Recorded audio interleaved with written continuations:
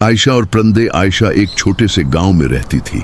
उसका घर पुराना मगर साफ सुथरा था, जिसका सहन कच्चा था और एक तरफ नीम का दरख्त लगा हुआ था। सहन में रोज सुबह ठंडी हुआ चलती और हर तरफ परंदों की चहचहाहट गूंजती थी।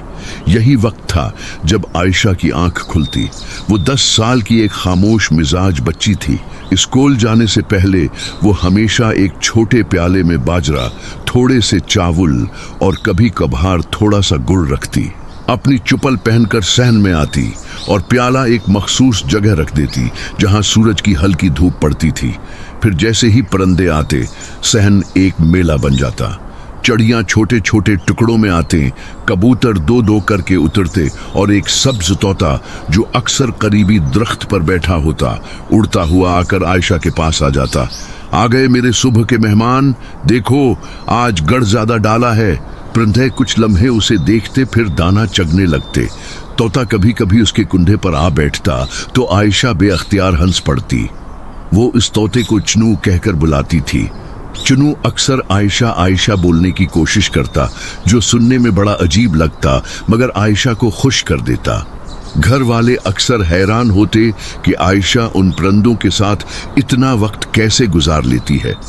लेकिन आयशा के लिए ये परंदे सिर्फ परंदे नहीं थे, ये उसकी रोजमर्रा की जिंदगी का एक हिस्सा बन चुके थे।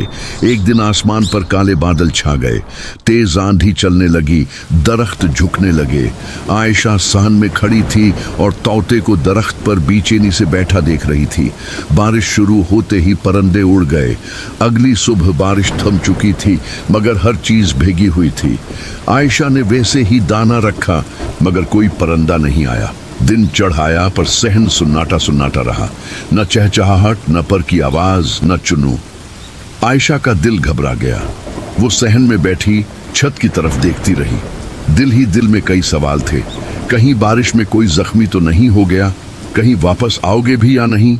इसी दिन शाम तक वो किसी से ज्यादा बात न कर सकी। जब सूरज निकला, हवा खुशगवार हुई तो आयशा फिर से दाना लेकर बाहर आई।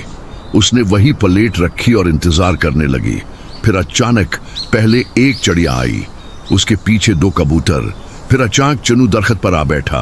आयशा की आंखों में चमक आ गई। चुनू उड़कर उसके कुंडे पर आया और हल्की सी आवाज निकाली। आयशा ने हल्की आवाज में कहा, पता है तुम्हारे बगैर सहन सोना लगता है। फिर वो खामोश हो गई। चुनू उसके बालों से खेलने लगा, बाकी परंदे दाना चगने लगे और सहन में एक बार फिर जिंदगी आ गई। आयशा रोज उन परंदों का ख्याल रखती, कभी गर्मी में पानी रखती तो कभी सर्दी में धूप वाली जगह दाना बिछाती। उसने कभी किसी से शिकायत नहीं की, न किसी को बताया कि वो अकेलापन कैसे बांटती है। बस सोहन में परंदे आते, कुछ देर ठहरते और फिर उड़ जाते, और यूं हर दिन आयशा के लिए मुकम्मल हो जाता।